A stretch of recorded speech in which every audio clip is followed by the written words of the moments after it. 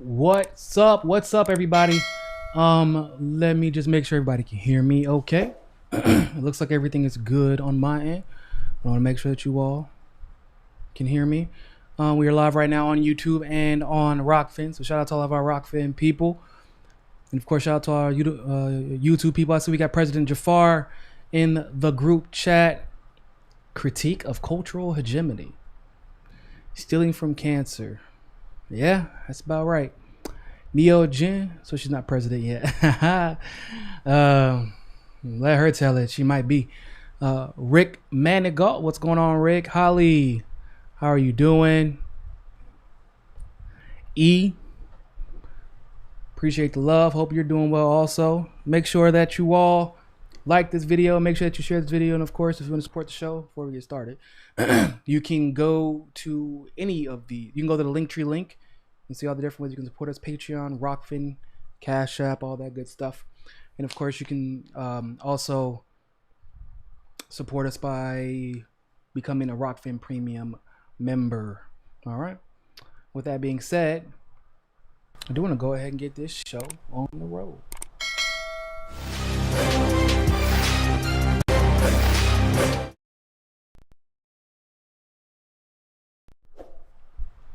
What's going on, everybody? Thank you all so much for tuning into this live stream segment of Mika Says Sukasa. And of course, as always, I am your humble host, Niko House. We have a fun show for y'all tonight. A lot more of, I know you probably could have seen this coming from a million miles away, but we got to talk about it anyway because it's important to keep score here. There's a couple things we're going to discuss. One, Joe Biden has tapped Hillary Clinton to be the UN ambassador for the United States. Oh yeah, I know. It's almost as if we could have seen that coming. Once again, like, duh. But hey, I didn't vote for him. Next thing is we're going to talk about Joe Biden's Cancer Foundation getting caught donating $0. That's it. Count them. 1, 2, 3, 4, $0 to actual cancer research. Once again, not that much of a surprise. And so, first things first, though. Joe Biden is considering Hillary Clinton for United Nations. Now, this was reported a couple of days ago, and it says that Joe Biden is reported to be considering Hillary Clinton for a role in his administration, with the former Secretary of State in the running to become the United States ambassador to the United Nations. Ms. Clinton, who lost to Donald Trump in 2016, is being discussed as a potential pick for the role, according to the Washington Post. Now, of course, that basically means that, if Hillary Clinton wants it, she's going to get it, right? I think we all can agree with that. Now, this once again is where it gets scary for me. We'll go into all the details about why that's just not right. That's not a good pick for anybody. But unless you are the establishment, and that includes the domestic establishment, of course, the foreign policy establishment. But this is where it gets scary for me, because Hillary Clinton, no matter how often she gets her butt handed to her in an election race, right? She seemingly manages to get some type of authoritative power and influence, no matter what the American people say. And this is why I'm a big fan of UN ambassadors should not, I feel like, so UN ambassador, directors of various intelligence communities, Supreme Court judgeship, even really the vice presidential election, really, I think that should be voted on also. But these appointed positions, we need to get rid of them. At least the appointment part. We need to make sure that people are selecting these appointees or these nominees. Because look what's happening. Every time we tell the establishment no, they bring back somebody we just said we didn't like. Look at Kamala, right? We literally said we don't like you in the most straightforward way anyone could. After Tulsi put pause on her, rhetorically, of course, collectively, the black community, the Indian community, the American community, the Democratic Party, really, at least people that are actually voting, she was not liked. She was done. And despite those facts, despite that reality, they throw her right back in our face. Because once again, at this point, it seems like elections are only for, for bread and circus. It's just a show. It doesn't mean anything anymore. It does, and it can mean something if people actually fought for election integrity, but as of right now, it doesn't really mean anything. Because what does it matter? I know that there was a bunch of people who voted for Donald Trump over Hillary Clinton, and there was a whole bunch of people that voted for Obama over Hillary Clinton, for example. And yet, Clinton basically ran the Obama administration, became the second most powerful person in the world, which is Secretary of State. And now she's about to become one of the most influential people in the world again as United Nations ambassador, which is why, once again, people were like, I don't understand. Why wouldn't you vote for Joe Biden? Because I don't want to go back to the Obama administration, nor do I want to go back to the Bush administration. I thought I was already clear about that, but yet here we are going back to the Obama and Bush administration. Now, why would Hillary Clinton as Secretary of State genuinely scare the hell out of me? Well, one of the things I can't get off of my mind is what's going to happen if Biden takes over. Hillary Clinton's United Nations ambassador, and President Zelensky is still in charge at the Ukraine. President Zelensky is a leftist. He's a progressive. His whole campaign was, I'm running to get the corruption out of our country, corruption that was mostly brought about by the United States working in tandem with the Ukrainian oligarchs and even some Russian oligarchs.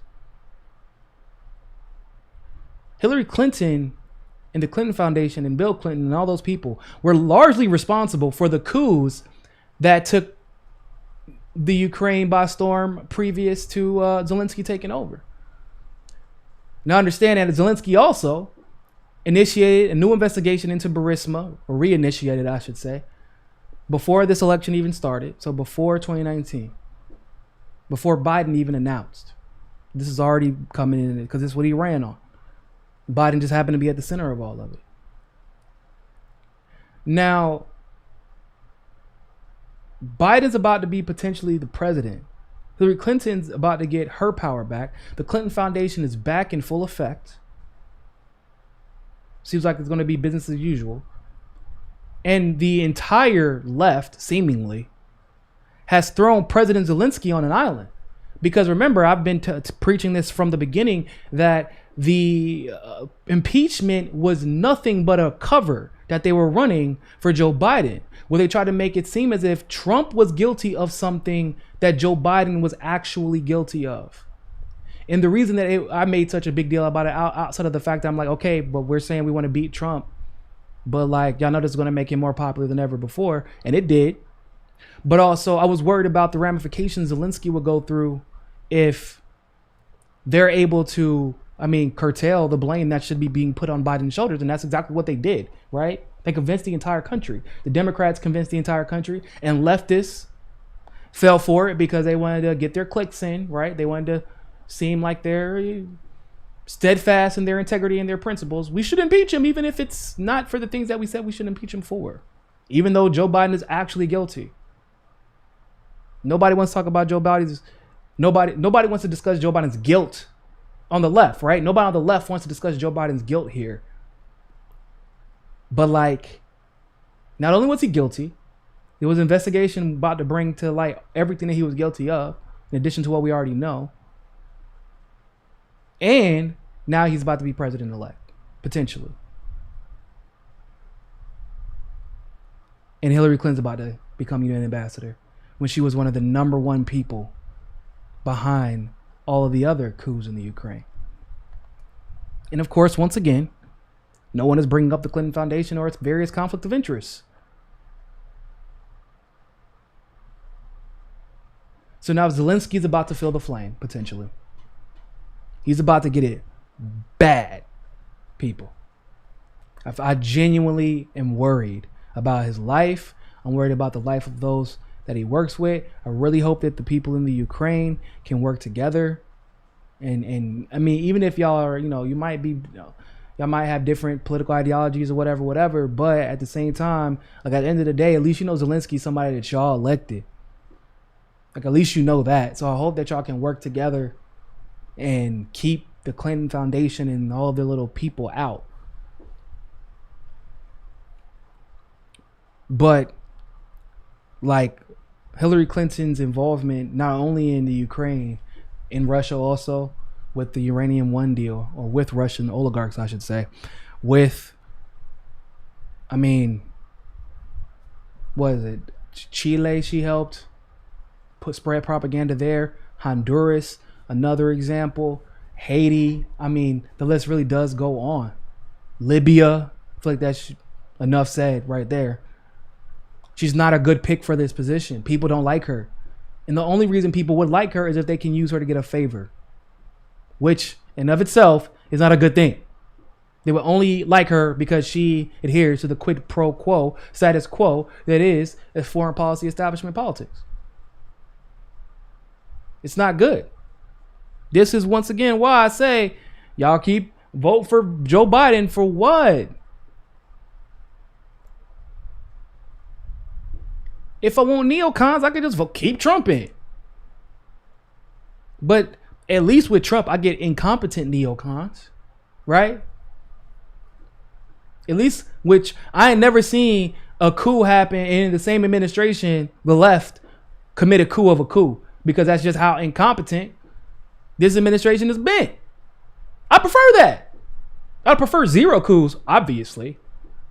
But I don't like Hillary Clinton's type of very efficient, very competent imperialism. Maddie, thank you very much for the super chat. Thank you for saying that Biden is guilty of what they're accusing Trump of. I voted for Gloria. Gloria is who I supported also. And so grateful I'm awake. I'm grateful you're awake too, Maddie. Keep spreading the message. Keep telling the truth. Somebody got to. But like I tweeted about this, I was saying, like, I'm glad my conscience is clear. I'm glad my conscience is clear. I don't know about y'all's conscience, but my conscience is perfectly clear. I'm not voting, like knowingly voting for. I'm glad I didn't make the same mistake. I didn't vote for Trump nor Hillary. I didn't vote for Biden nor Trump. Like, I'm not knowingly voting for corruption anymore. Like, I'm not sure why people feel the need to do that. Like, but like, we have the facts, bro. Like, the facts are right here. They're right here. They're right here. If you choose to acknowledge them, good on you. If you choose to ignore them, this is what we get. Joe Biden, why would Biden be afraid to suggest Hillary Clinton, bro? Think about that. Why would he? For what?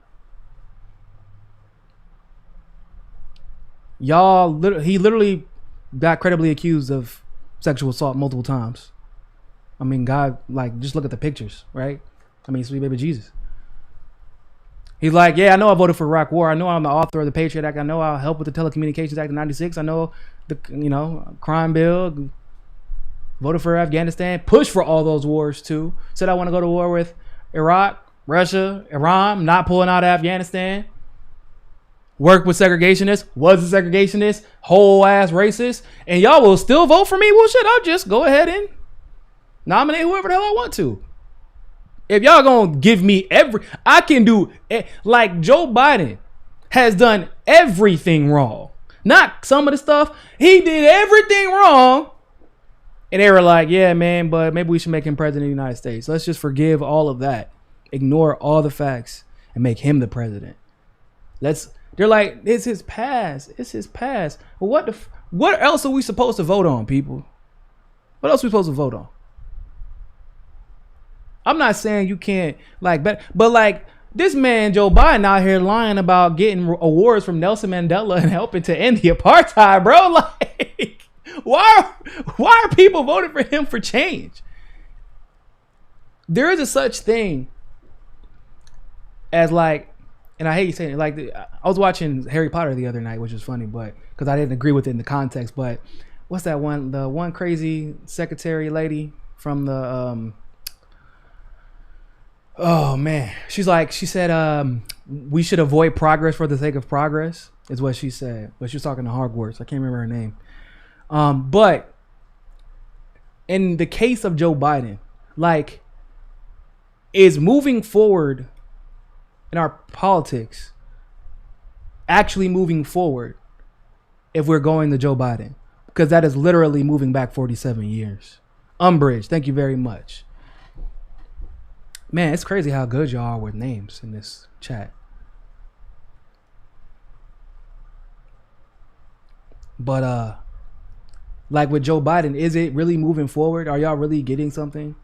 Like, for me personally, I get terrified. Like, I get anxiety actually thinking about all the people of color overseas and in Central and South America that are they're just about to be, it's done, bro. Like, it's about to get bad. I'm pretty sure we're about to start ramping up stuff in Africa because China is in Africa and they're kind of like economically dominating Africa, and we don't want that. We always try to obviously take whatever we can as far as Africa's resources are concerned, but like China's doing this thing called bilateral trade agreements. So like they actually have working relationships with the African nations where they mutually benefit. I know, it's crazy talk, but that's the most effective way to infiltrate somebody's economy, is to work with them, actually. Not overthrow their governments, not destabilize the country, work with them. Try that. But if Hillary Clinton becomes a UN ambassador, God forbid, if what's her name, Susan Rice, becomes Secretary of State, isn't she the mastermind behind the genocide in Rwanda? Like, and people are celebrating. Like, okay, cool. Like, maybe you want to celebrate Trump not winning, like, which, by the way, isn't official yet, so we should just be mindful of that. But if you want to celebrate that, fine. But like, that's not what we're really seeing. We're really seeing people celebrate, for the most part, Biden and Kamala winning. And I mean, that's just my objective observation. And yet, all the people that you voted and said you didn't want anymore, all the people that y'all rallied against, right? All those Bernie people, when I was Bernie, we don't want any more of the Obamas or the Bushes or even the Trumps. We don't want the Susan Rices anymore. We don't want the Kamalas. We don't want them. We don't want the Bidens. We don't want the Clintons. Yeah, but we're going to vote for the one man who's going to make sure that we get all of that stuff, though. That's how we get change. We're going to cheer for it. Sparky, thank you very much for the super chat. Hope on the door scene. Basically cheated on a mass. The establishment is good at cheating the progressive movement, like now. Like, they're good at doing it now. Right? And that was before they had really everything on their side. That was before they like switched over the caucus states, the ones that Bernie won in 2016. They switched all those over into voting machines that now you can't, like, you don't get hand counted paper ballot backups like you used to in those states. This is before they've just become much more effective people at rigging. I already talked about, right? On Dominion voting, on the board of Dominion. I mean, Dominion voting is a project from the Clinton Foundation. On the board of Dominion, on the executive board, is one of Obama's top guys. It was a former UN ambassador actually. On top of that, on the other side, you got ES&S, Election Systems and Software, second largest in the country. Those machines are the second in charge. There is the vice chair of the Biden Foundation. Like, if they can cheat Trump and get away with it, the progressive movement doesn't stand a chance. And that's what I think people don't get completely. Like, that's what people are not understanding. We're done. If they can cheat Trump, we're done. Period, point blank. I want to talk about the next topic, though.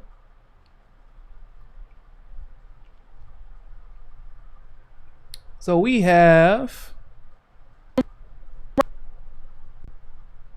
some tax filings that got Biden cancer charity spent millions that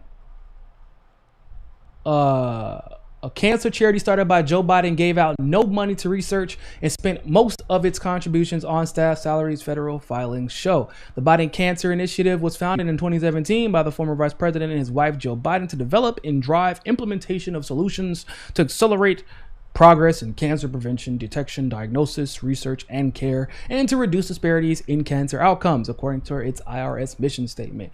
But it gave out no grants in its first 2 years and spent millions on the salaries of former Washington, D.C. aides it hires. Surprise! Surprise. The charity took $4,800. Oh no, I lied. That was not the right number. $4,800,009 in contributions in 2017 to 2018, and spent $3 million of that on payroll in those 2 years. What a surprise! Now, it said that the group's president, Gregory Simon, raked in $429,850 in 2018, according to the charity's most recent federal tax filings. Simon, a former Pfizer executive and longtime healthcare lobbyist who headed up the White House's cancer task force in the Obama administration, saw his salary nearly double from the $224,000 that he had made in 2017, the tax filings show. Danielle Carnival, former chief of staff for Obama's cancer initiative and cancer moonshot task force, took home $258,000 in 2018, and the charity spent $56,000 on conferences and $59,000 on travel that year. The following year, their travel expenditure swelled to $97,000, and the nonprofit spent $742,000 on conferences, the tax filings show. On the grants distributed, zero, according to the IRS. Bruh. I don't even know what this man. Y'all know the most bizarre thing about Biden?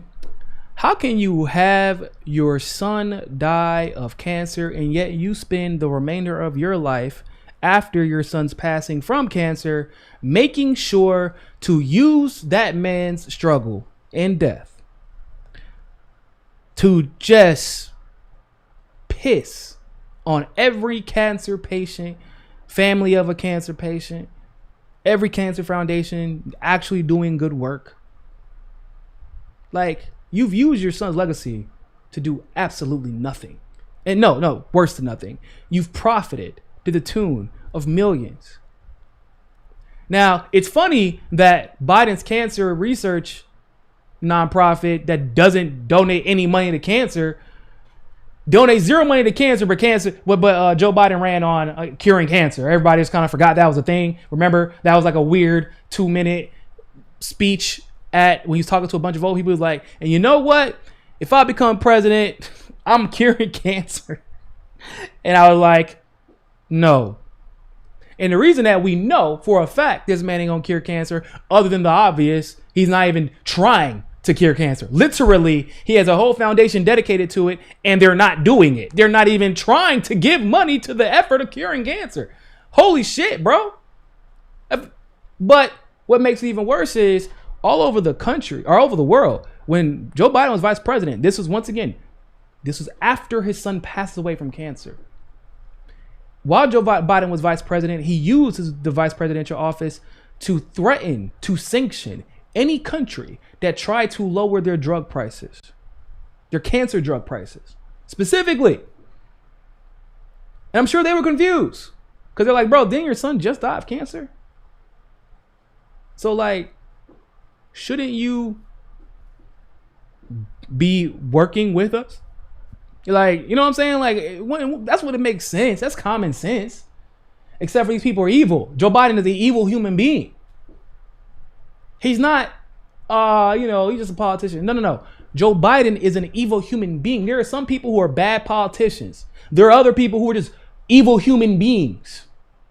Joe Biden is an evil human being who literally uses his son's death from cancer to raise millions to pay out salaries to people who claim that they're in their job position to help beat cancer. That's so crazy. Cuba managed to, they don't get any of that type of stuff, and yet Cuba managed to cure lung cancer and put it in an inhaler. That's so crazy. Without millions and millions and millions of dollars in salaries being pushed out.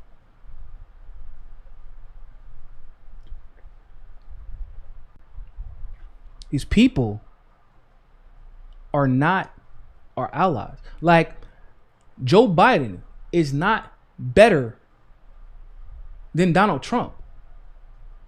Trump is not a good president, but Joe Biden is not better, which makes him he will be a worse president.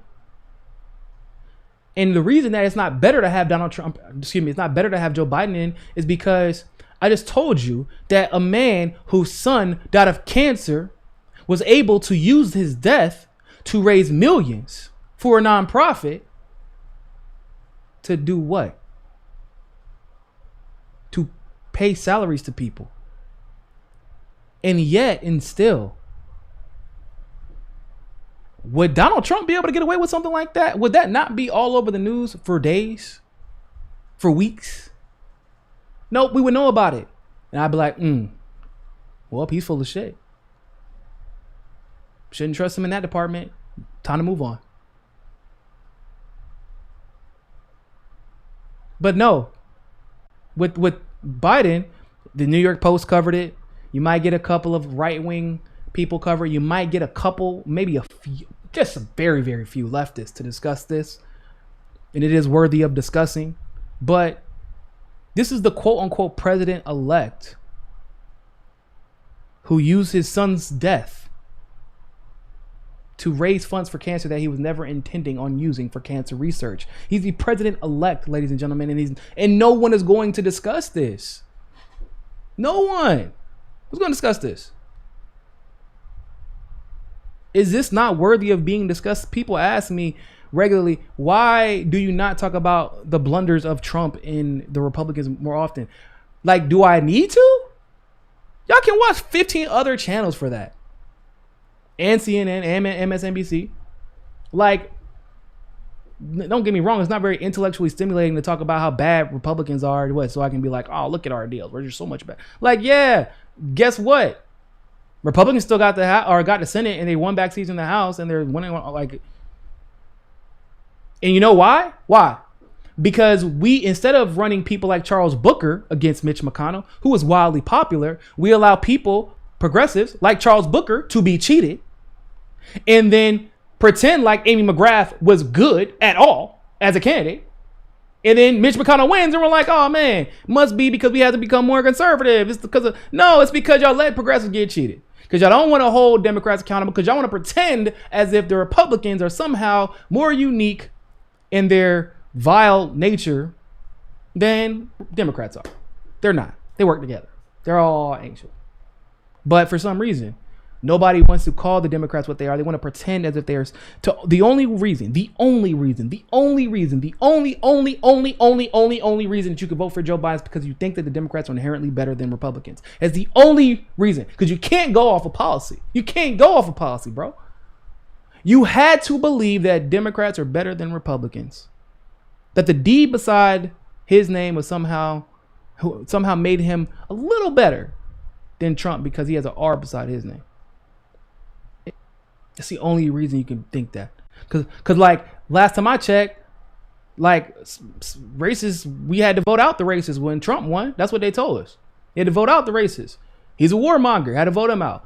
The Porter in Chief had to vote him out.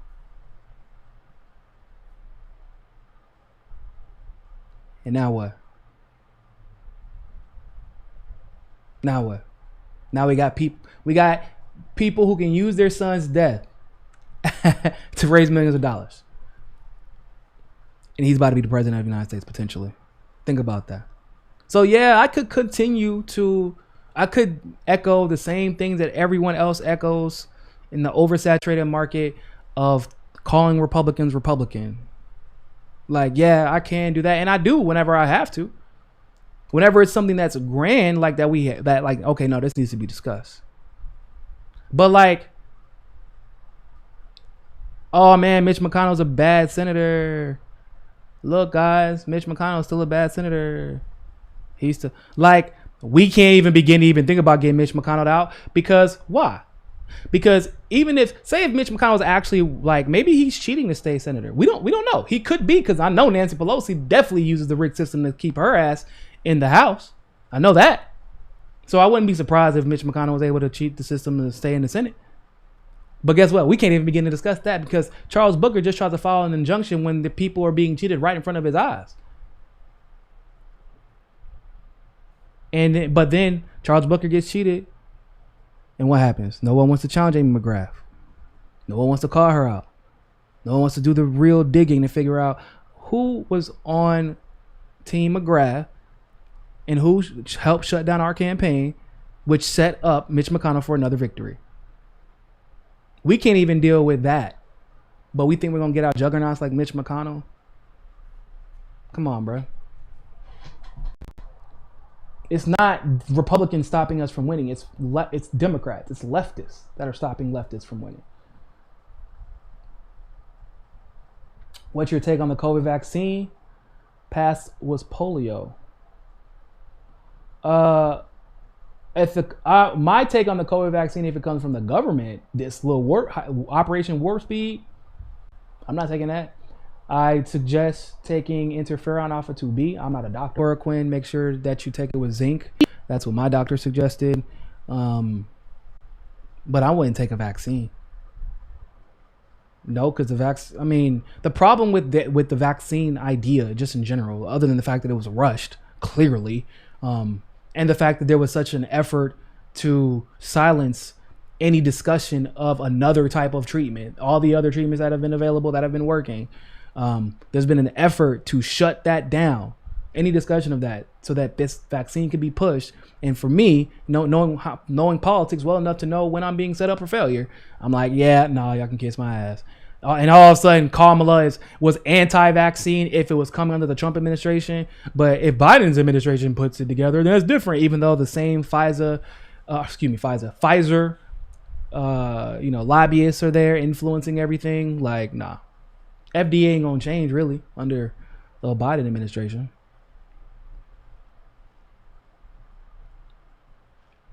Yeah, Whitney Webb does some fantastic work on Operation Warp Speed for sure. I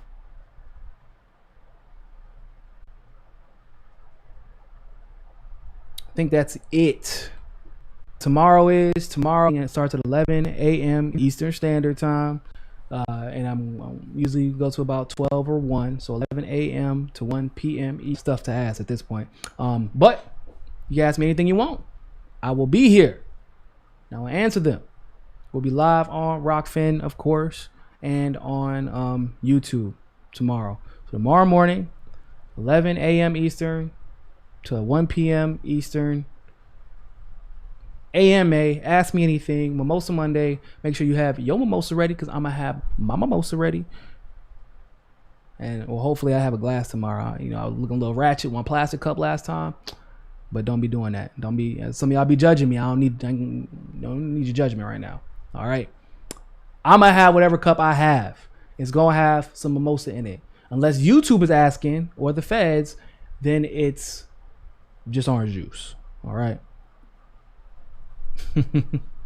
All right, people. So, other than that, ladies and gentlemen, thank you all so much for tuning into that live stream segment of Mikasa Sukasa. Like this video, share this video, make sure you subscribe, but always remember, more than anything else, find your balance. Peace.